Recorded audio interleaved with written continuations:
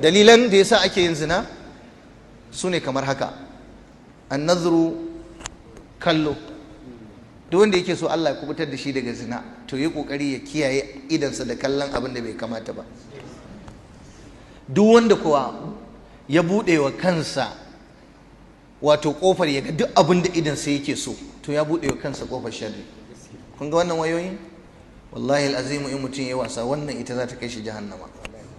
Wannan abar kun gani ima ce ko?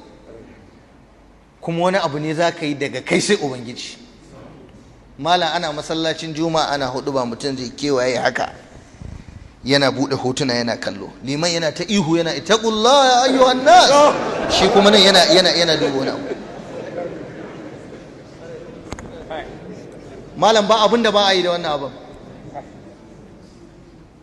ba abin da ba a yi, duk abin da kake so zaka gani na banza a cikin nan. To gashi arzikinka zai halakar da kai. Da kallon mace a titi da kallonta a cikin waya, wallahi duk wasu ɗaya ubansu ɗaya, wallahi haramun ne. Gashi nan kullum yanzu duk wani abu Yahuda sun kammala da mu. Duk wani abu, in abu ma kake so ka shiga gani sai an turo maka tsiraicin mace, kuma kai namiji ne lafiyayye kana da sha'awa, dole ka gani kai sha'awa.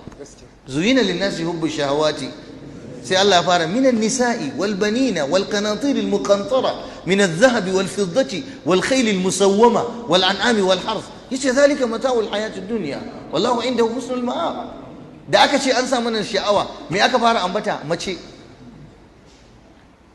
To da mutum ya zo ya sayi kwangirin abin kallo yana kallo halak malak, idansa a gidansa da 'ya'yansa yana kallo ana bayyana tsiraici, namiji yana rungumar mace a gaban 'ya'yanka da jikokinka kana kallo.